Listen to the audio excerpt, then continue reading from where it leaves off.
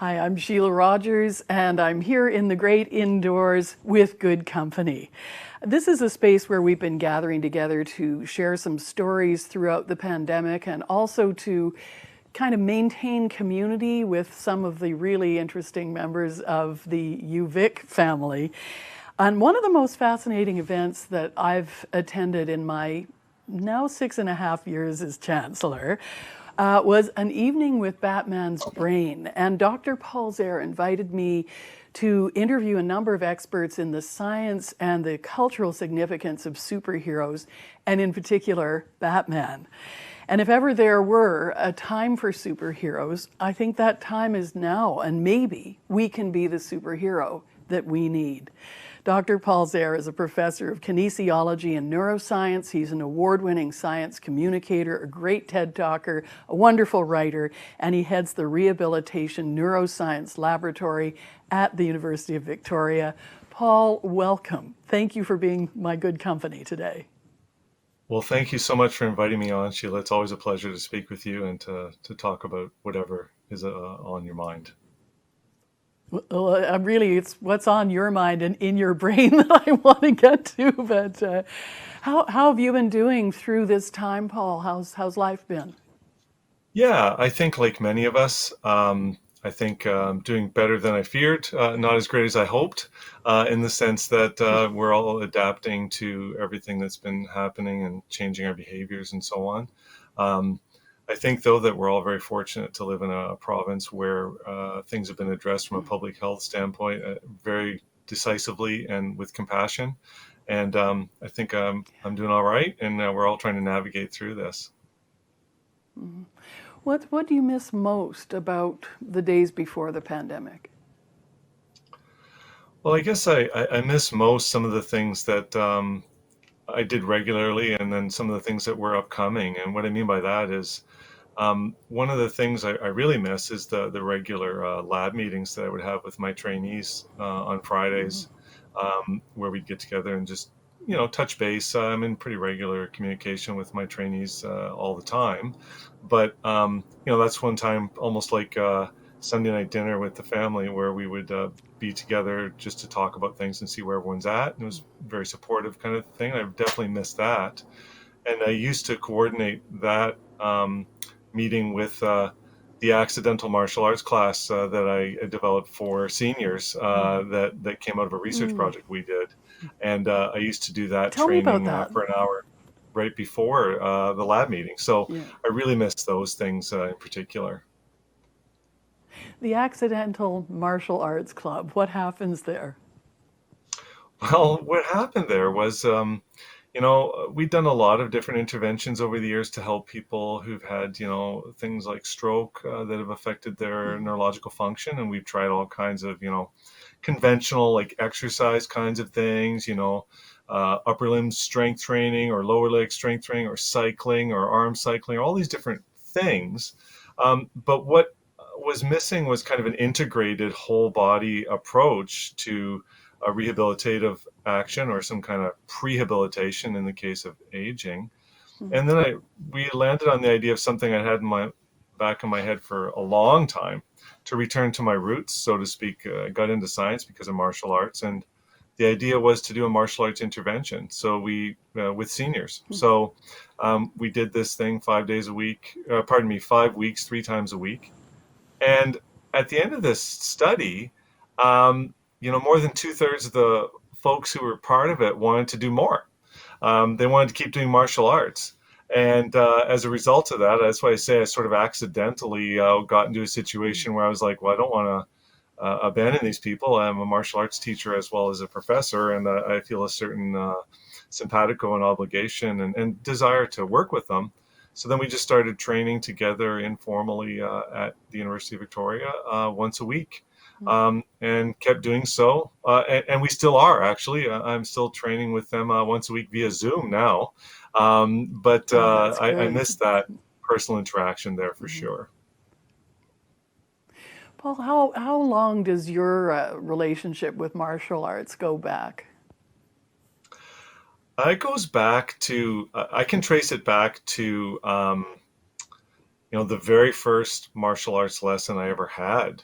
and I got interested in martial arts because my mom was interested in comics and got me into it. And when I was at a family trip in 1978 in the Northwest Territories visiting my sister, I finally had an opportunity to get some actual training because a friend of my sister's, uh, he was a martial artist, a black belt in some style that I'd since forgotten, and I somehow convinced him after dinner at this sort of sing along that was going on to teach me how to punch and block and do a variety of other things. And this was my first exposure to actually getting training, besides watching movies and reading comic books, to learning martial arts. And I came across the actual This footage of this that footage that event. we're watching, yeah, it's just Yeah, incredible. it's That's I you. was doing pretty good with the trucker cap, the red trucker cap there, and then I wasn't that good at punching at that stage, as it turns out. But this is my first lesson, right? This is the first time I ever did this, um, and it's been pretty cool to actually, it wasn't for a few years after that where I formally got ongoing training, but that was my first time, and back in the day, it's really unusual for you to have actual evidence of a recording of something you did that I started then and then kept doing for the rest of Yeah. my life, and was such an influential thing. So my relationship with martial arts goes back 40 years or so, and yeah, it's fun to watch that old footage actually. Oh, it's just a gift to see as well. Tell me how your interest in martial arts led you to your passion for science. Well, one of the things that happened to me when I started doing martial arts, I was paying attention to the cool stuff. You learn skills, and you get stronger, and all these things you start doing. But I went a little deeper. Like I was like, well, how is this even working? How what is going on in my body to allow me to do these things I'm doing now, and to see some of the skills and abilities that my teachers had. And I was like, wow, I want to be able to do that. So it really got me interested in physiology and the science of the human movement and kinesiology, and that took me into undergraduate degree at McMaster in Hamilton, where I did exercise science, and then a master's degree where I did some, actual studies in martial arts folks. And then I tried to combine my original passion of trying to really try to help people. I wanted to do something in my career where I could be more helpful and try to help people in their daily lives. And so I got more interested in what's actually controlling all those movements and got into neuroscience, and then circled back around in my laboratory at UVic doing studies trying to think about ways in which we can understand and then improve and restore arm and leg control when we do things like walking, and how it's been lost after stroke or spinal cord injury, for example. And all those things kind of looped me back together. That was really all inspired, though, by starting off in martial arts and just following that passion to go different places and in different directions. And it took me to where I'm at now, through what I've enjoyed as kind of a nice pathway through a lot of those experiences. What got you thinking about arms as part of walking? I mean, I'm looking over at my dog Eddie in the corner there. I'm always fascinated by how his back legs really propel him and the front legs just kind of anchor him a bit. But it's a Yeah. real four limb affair. And it is for us too, but we don't really realize it, right? Yeah, we don't realize it. We say different jargony things like your arms give your legs a helping hand when you walk, um, which is stuff that we've discovered A over the mixed years. But metaphor thing too. Yeah. Yeah. definitely, back in the day, I started off, my work was in trying to understand, what the legs were doing and what sensory information from the foot did to, control, and help you avoid, stumbling, tripping, and falling down.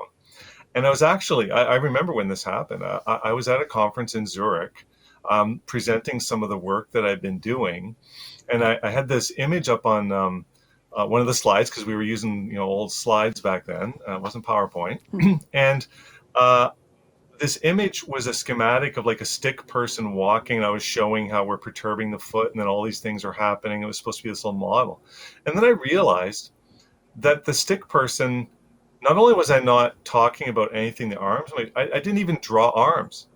Like the stick person didn't have arms literally. And I remember thinking, going, Wow.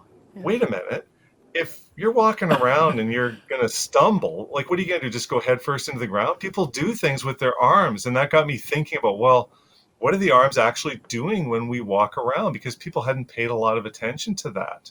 And so that got me off on a whole Mm. trajectory on my research career, which has occupied most of my career, actually trying to understand what the arms actually do in human walking, how that makes us like, our pets, our pet cats and dogs in terms of we're quadrupeds that walk upright, and moreover, how we can leverage that information to do things like improve neural rehabilitation after stroke, where we can use arm activity to help legs that aren't working as well.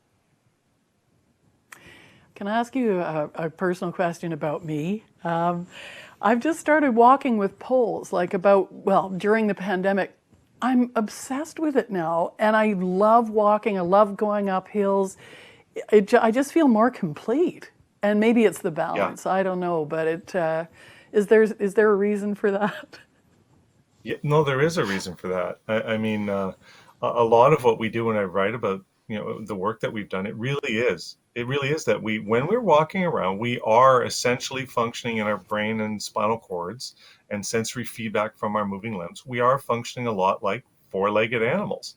And originally, the arms were part of the propulsion that you see, moving across the ground, like you see your cat or dog doing. But once we became bipedal, the function of the arms shifted a little bit to do some other things, but the neurological pathways were there and remain there. And the idea of using the arms in a locomotor context for um, helping with propulsion, like cross country skiing, like Mm, swimming, yeah. like other activities where we pump and use our arms. Those poles are a very natural extension of that idea where you're now engaging your arms where they're actually helping with the act of walking in a very obvious way. And for sure, part of that is stability because mechanically, yeah, obviously you are more stable, but you're also neurologically more stable because you're actually connecting the dots a bit more in terms of what your spinal cord's expecting when you're walking around. Because even though we're living in Mm, 2020, our nervous systems are still a million years ago and beyond, thinking about how we've evolved over deep time to go from quadrupeds to bipeds. So those things are still there. It's a very natural thing that you're experiencing, and I always encourage people to use those poles for various reasons. But one of the ones that usually gets missed is the idea that it's a neurophysiological linkage, within your brain and mm. spinal cord. I'm thrilled to know that. I got to tell you, that's great. I don't want our time to go by without talking about superheroes and Batman, and I think maybe a little bit of Iron Man too. But I wonder what your first contact with superheroes was. Well, as you know, I've used superheroes quite extensively for my science communication writing and so on. And I've tended to use those, what I call human based superheroes, ones which are humans in the stories, but then various things happen to them. In the case of Batman, they get a lot of training. In the case of Iron Man, they use technology to amplify their biology. In the case of Captain America, they change their biology with drugs and stem cell treatments and a variety of things. The funniest thing, because I do a lot of these talks to schools and various places, I speak a lot about superheroes, or I used to, anyways. I'd often get asked, "Who's your favorite superhero and why?" And the expectation people have is that my first experience with them must have been a Batman comic or something I've written about. And in fact, my favorite superheroes and what I really remember being really triggered by superheroes and getting into it as a kid was Thor. The Norse god of thunder. All magic and whatever. It's got nothing to do with you can't train to become Thor in the same way you could imagine possibly training to become Batman, but I just thought Thor was the coolest thing. I mean, he had this big red cape. He had like a weapon, a mallet they'd spin around and chuck it in the air, and he'd fly everywhere. Could bring down literally lightning and thunder. That's what actually got me engaged in superheroes. And once I got into comics from that kind of Mm, access point, then I started exploring all that stuff. And that's, going back to what we were talking about earlier, that's how I got into martial arts originally. The thinking about being so mm, fascinated by it was heroes like Batman or Iron Fist or Daredevil or Batgirl or Batwoman, these folks who had all this training and could do lots of things. Because I think probably, even though I was a impressionable youth, I think I probably realized I wasn't going to be able to become Thor. But perhaps I could get a bit of Batman, if I just did it the right way. What do we need to be Batman or Batwoman? Or Yeah, we start off I think human, right? yeah, I think the really key thing about the Bat family, which is what we call those characters that are part of Batman's universe, is they're all human, the hero folks, anyways. And they've all got this idea of a couple of things wound together. There's some altruism in there. There's trying to help people, trying to keep people safe to do things. And the idea that they're willing to pay a price to do that. And a lot of that paying the price is not the obvious part, which is, going out and battling people or getting into danger, but all the preparation that goes into that kind of thing. To be in a situation where to actually reach those levels of training needed to realistically do even bits of what we see in comics and movies requires a vast amount of training and a lot of time and commitment. But all that stuff notwithstanding, I think the most important thing we can kind of take from superheroes like Batman, and I always do like to say, everybody's got a bit of Batman inside of them. It's just for you to find that bit and put it to use in our society to help people. But you have to have the will to act. This is actually a scene in the Batman Begins movie that's uttered by one of the characters, one of the teachers for Bruce Wayne. And he says, training is nothing without the will to act. You have to be at a point where you will actually do something. And I think that that's the most important lesson I think that we can take from any of these superheroes around informing how we can, be in our daily lives and be inspired to be better people and to help others. Do something. Like you have to take that step, take that initiative, actually do whatever it is, whether it's holding the door open for somebody, whether it's helping someone in some small way, whether it's doing something very grand, whatever it is, those all require the will to actually do something. I wonder, just, being very specific about the superhero makeup, how much is genetics a factor? Yeah, when we think about something like Batman, a character or Batwoman, because all the things I've talked about in my books, even though the characters were Batman, we're all humans, so it applies equally, all the things we're talking about in terms of what a person could achieve through effort. A big part is genetics, for sure. In terms of the uppermost limit of reaching the maximum, the fastest, the strongest, whatever the longest running, whatever those things are, on a physiological sense, yeah, genetic contributions can be as high as 30% or more for some of those high level performance things.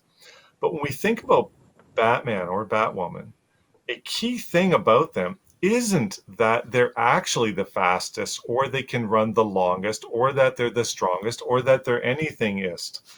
They're not the best at any of those things because they're a generalist. They're really good at a whole bunch of things, and then they're the best at being Batman or Batwoman. Why I bring that up is that shouldn't dissuade the idea of training or pursuing something because you don't think you've got the genetic potential. Because the issue is that potential, first of all, only gets revealed by doing the training in the first place. And secondly, that unless it really is just an extreme one thing that you're trying to do, which is really not what most of us do in our daily lives. We have to have skills and abilities in different domains. And the Batman mythology works well there because it's about getting really good at a whole bunch of stuff so that altogether you become the best at who you are and who you're supposed to become and who you can be.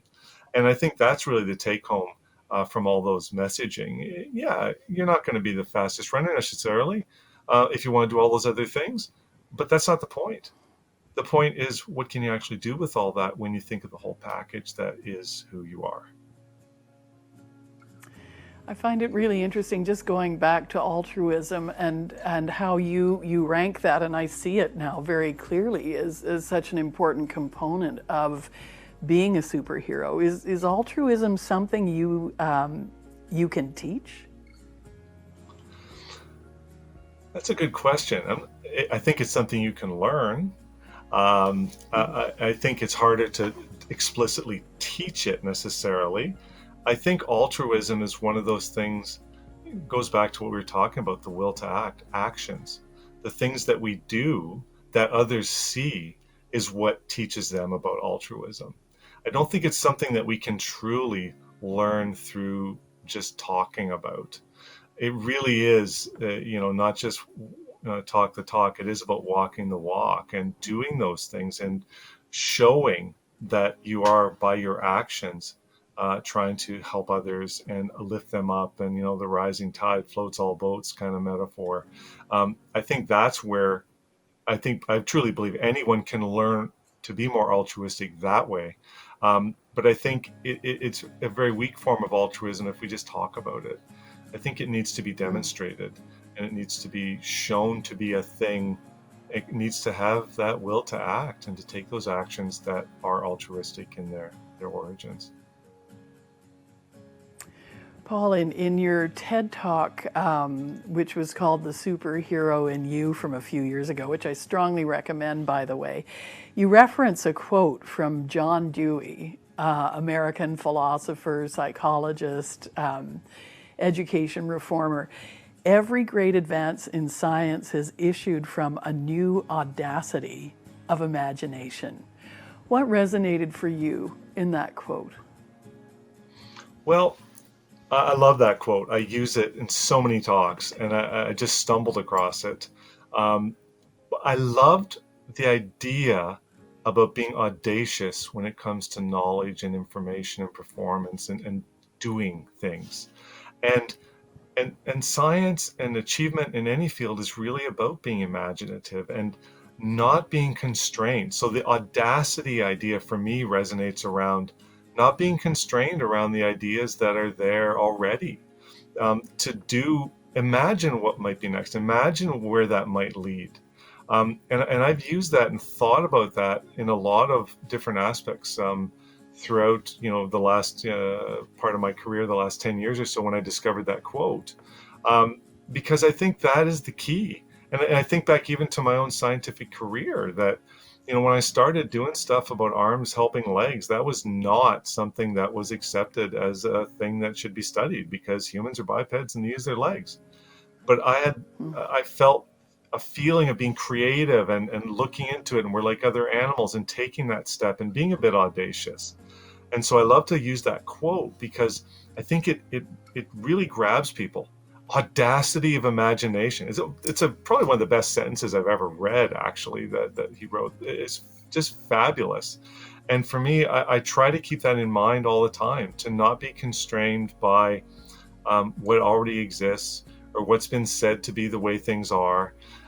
I really like the idea of trying to dig into something and imagining what it might be like if we did this, or imagine what this might be Mm. like if we did that. And as a scientist, I go and test those things and try to see what the answers actually are. But we can all do that in our daily lives as well, right? It really means not settling for what we've been told is the situation as it is, and imagining something different. I really like that a lot. And there's a person I follow on Twitter. He teaches at UBC, Daniel Heath Justice, and his Twitter handle is Imagine Otherwise. And I think that's something we've all got to do. I mean, as an act, not just think about it, really imagine otherwise and make the world different, make it better. There's your T-shirt, equality. Yeah.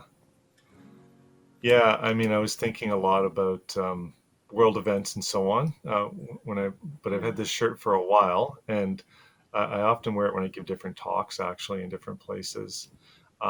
Again, this is just talking the talk to have put the T-shirt on, um, but I still think that is a way to help stimulate the idea of us trying to really imagine a place where we could have a meritocracy, where we could have people doing things based on, what they do, not what we think they look like, or what we think they ought to do, or what they did before, or what they should have done before. Really, it's about, being even-handed and just letting people be who they're going to be. And I know that sounds like a bunch of words again, but I think we can all take steps, real actions around those ideas, to really get to a place where we can incrementally, it's not going to happen overnight. It's going to be just like the advance of science, which is, a closer approximation of the truth at every step, and get there. But we've got to get there, and we've got to work on these things together. Words are important, and they're a great starting place, I think. I mean, I host a book show, right? And I want to ask you, just as we close, are you working on another book? I am working on another book, actually. It's taking a while, and I'm going kind of slow on it because I'm not trying to rush it. But I'm trying to write a sequel to my Becoming Batman book, where in the Batman book, the first book was all about the training required or what would it take to get to sort of Batman status. Um, this other book is it's at the other end. Um, what Yeah. actually happens to Batman at the end of his career when he's Bruce Wayne again? Mhm. And what does that really mean when we think about, the combination effects of all the traumatic things that have happened to Batman? What would they really have done to Bruce Wayne's brain, for example, over time? But also, what's some of the protective aspects of the fact that doing all the training in the first place and being very active and fit and doing all these things that expand the mind that were part of learning to become Batman and serving as Batman. And I'm trying to explore all those ideas and reshape a kind of way of reimagining, I guess, a little bit about the Batman mythology, but at the other end, not getting there, but what's on the other side of the mountain, I think.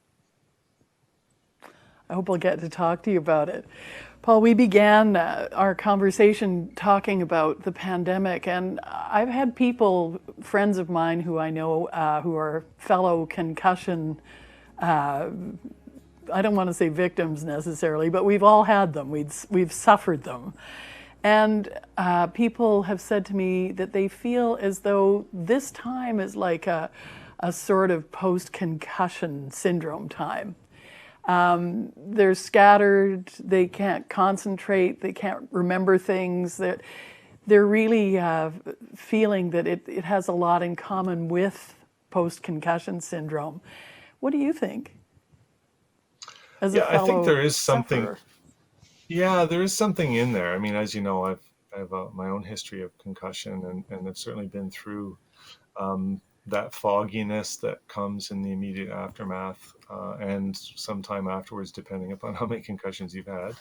Uh, and I think it is similar to a certain extent because it is fuzzy and hazy and difficult to think, and there's a bit of anxiety and there's a bit of uh, decreased affect and maybe some depression, all these things that tend to sort of emerge quite often after so-called mild traumatic brain injury that we think of as concussion, that are a little bit like the manifestationist stuff that people can feel when they've been removed from something else, which is society in a certain way, that they're having a reaction, I think, that is a symptom of that sort of tearing away from something that was part of what you took as the fabric of your life. And really, that's what concussion winds up doing, is it removes part of who you were from where you were and what you were going to be.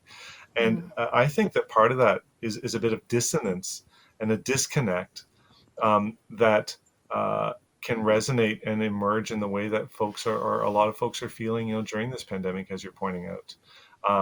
And then I think the key thing for folks to realize is that, you know, is everything going to go back to 100% normal? No, it's not. If you've had a concussion, you're not. Your brain is not going to go back, depending on how severe it was or depending on how many it was. It's not necessarily going to go back to the way it was before. Our world is not necessarily going to return to the whatever normal was or was going to be. We got to make peace with that because this is the way it is. And moving forward, it can still be good. It can still be great. It's just going to be different than what we thought it was going to be. And, that's hard for us humans, I think, to accept stuff like that. But I think that that's where it can also be similar as well on the tail end of it and moving forward, is that forward is the way to go, and try to adapt to what's actually in front of us and do our best to have that will to act as we move forward. Paul, it has been absolutely wonderful to talk to you. Thank you for taking the time and being with me today. Is very good company. Thanks a lot. Thank you so much for having me on. I really enjoyed speaking with you as always, Sheila. Thank you so much. Thank you. And thank you very much for joining me, and hope you'll tune in again for another episode of Good Company with me, Shelagh Rogers. Visual, not oral. Thank you for joining us.